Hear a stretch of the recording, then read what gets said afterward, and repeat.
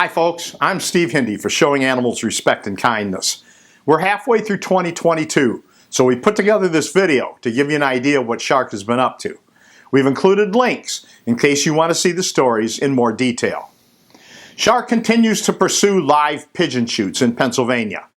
The pigeon shooters, one New Jersey eye doctor in particular, has found himself a reputation laundering service in Rider University, which is located in Lawrenceville, New Jersey. Rider University's president has proven himself to be a loyal water boy for pigeon shooters, allowing a hall, which was named after the killer eye doctor for a price, to remain in place.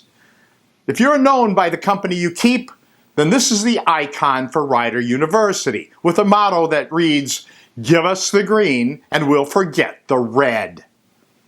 The enormous amount of time, money, and effort Shark puts into ending pigeon shoots is in no way matched by other supposed humane groups. Not the big wealthy organizations based in Washington, D.C., like PETA or the Humane Society of the United States, even though many of these groups raised lots of money off the issue in the past. But once the money was raised, counted, and deposited, the pigeons were abandoned. The Federated Humane Societies of Pennsylvania claims to represent over 60 animal welfare organizations, over 60, and uses the combined resources and influence of its member agencies to improve the lives and welfare of animals in PA. That is obviously a flagrant lie. Today, the FHSP and those big groups I mentioned before do nothing about live pigeon shoots, the worst organized animal abuse in Pennsylvania. We'll continue to expose the psychos involved in pigeon shooting, and we'll call out Rider University for its indefensible support of this cowardly cruelty, and we'll even more loudly call out the organizations whose very existence is supposed to be dedicated to stopping it. What a bunch of damned, lying, profiteering posers. The battle against cockfights was hot and heavy in the beginning of 2022. A number of pits were already shut down because of our earlier efforts, and we had inconsistent success with the Kentucky State Police to shut down the remaining operations. That changed in a big way on February 22nd, when federal agents descended on a pit outside the town of Whitesburg, Kentucky, in Letcher County. What in the world is going on? Shark already knew about Whitesburg and even had undercover video of the pit. We were ready to expose Whitesburg publicly, but we surely welcomed the federal raid because it shut everyone down, and 17 people have been indicted so far. In the months that have followed, some of the pits have tried to reopen, proving that when it comes to cockfighters, you can't fix stupid. Shark has stayed on top of them and will continue to do so. We've made a lot of progress in Kentucky in 2 years, but we have a whole lot farther to go. With Kentucky cockfight pits shut down, a pit in West Virginia sprung up, and we were happy to nail it with the help of the West Virginia State Police. Lawrence County, Ohio is another place where cockfighting continues to be a challenge. Located just to the north of the Kentucky border, we joke about Lawrence County being more like Kentucky than Kentucky. The corruption of Lawrence County, Ohio is absolutely off the scale, any scale. The very entities who should support law enforcement itself, are joined at the hip with the criminals.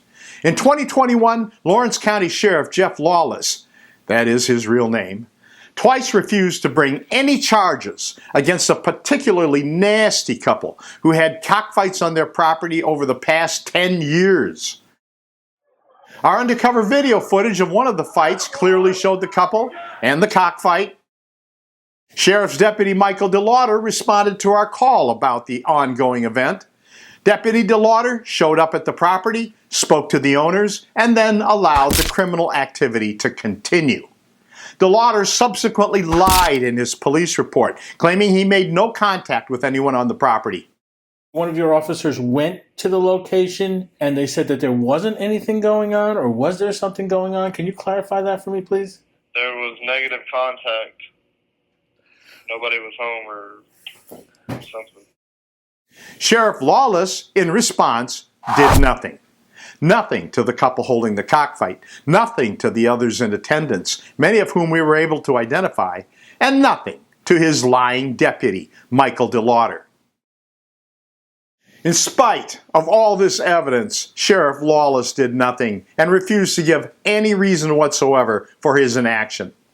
But Sheriff Lawless' corruption was one-upped by Lawrence County Prosecutor Brigham Anderson, who in March 2022 allowed a cockfighter named Shannon Clark to walk away from multiple felony charges for attacking two people, an associate and me, at one of those 2021 cockfights. There was no question about Clark's violent criminal behavior, as it was all video recorded. But in spite of this overwhelming video evidence, Prosecutor Brigham Anderson allowed Clark to walk. I want to be clear about Prosecutor Anderson's misconduct. It wasn't that he brought a case in court and lost. He dropped the case altogether, just made it disappear for his cockfighting buddy. Both Sheriff Lawless and Prosecutor Anderson have steadfastly refused to give any explanation for their bizarre behavior. Even a story by award-winning Cincinnati investigative reporter Dwayne Pullman failed to get Sheriff Lawless or Prosecutor Anderson to say or do anything. And Prosecutor Brigham Anderson did more than protect cockfighters. Anderson similarly dumped a solid case against a notorious animal hoarder in spite of clear and compelling evidence of the abuse of more than 70 dogs. In the course of fighting animal abuse nationwide and beyond for over 3 decades, shark investigators see a lot of corrupt officials. But Sheriff Jeff Lawless and Prosecutor Brigham Anderson are in a class of their own.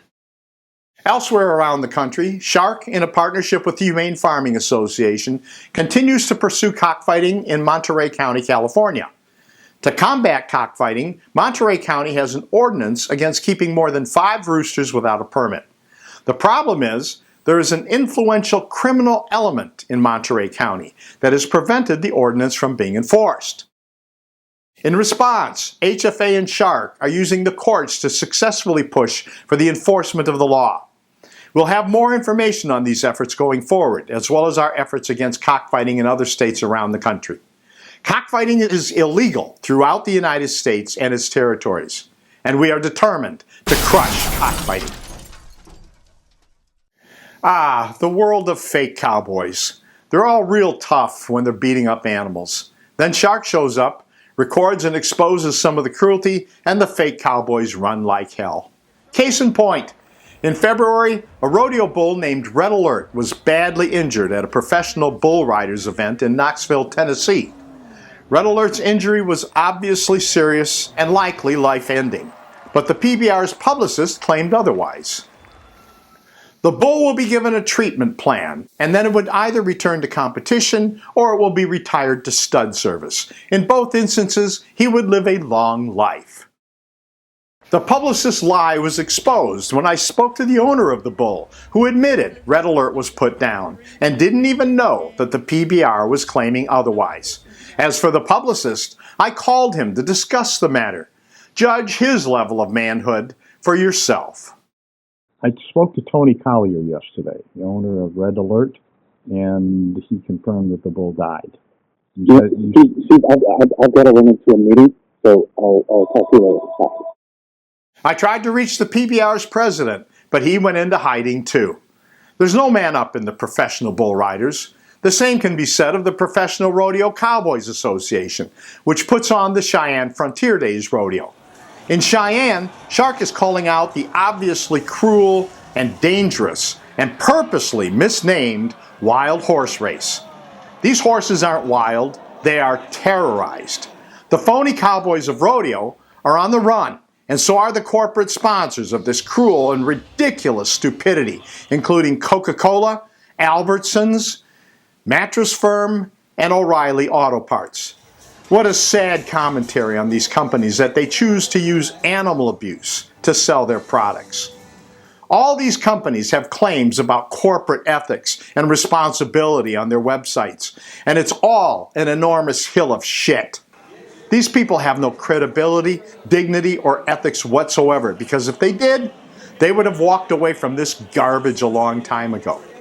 So Shark will keep doing what we're doing, exposing this cruelty And you can help enormously by boycotting these companies, encouraging everyone you know to do the same.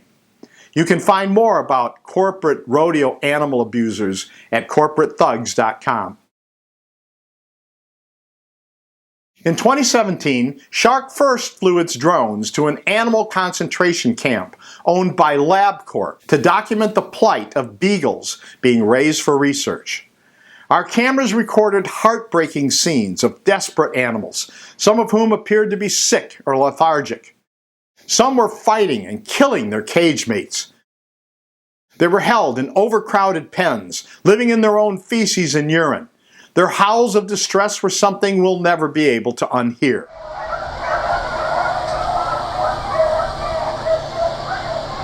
Our continued drone flights over the next 5 years have now resulted in Virginia legislators passing 5 laws to help these beagles and to force the release of over 1,000 beagles for adoption since February of this year.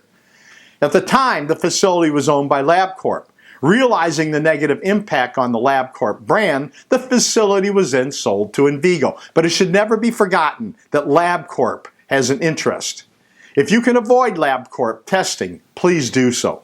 LabCorp and Envigo are vile companies. On Tuesday, June 13, 2022, after meeting with the U.S. Department of Justice, and as a result of their continued animal welfare violations, Envigo announced it will shut down its operations. What strikes me about all these issues is they have one thing in common.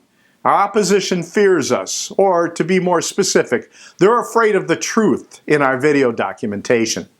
I can't really say I blame them. I mean, how do you even attempt to defend this?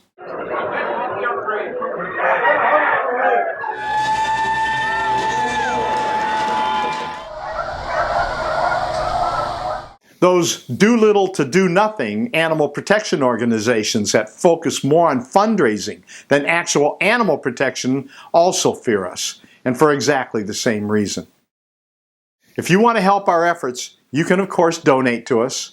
A link to our donation page is included in the description section of this video. You can also join our active response team, which enables you to put pressure on law enforcement by way of phone calls and emails when we find illegal cockfight pits, because sometimes the police in the area just need a little help to do their job. In that case, your efforts are extremely helpful and can really make the difference. The second half of 2022 is going to be as action-packed as the first, so I hope we can count on your support. And together we will save more lives. I'm Steve Hindy for Showing Animals Respect and Kindness.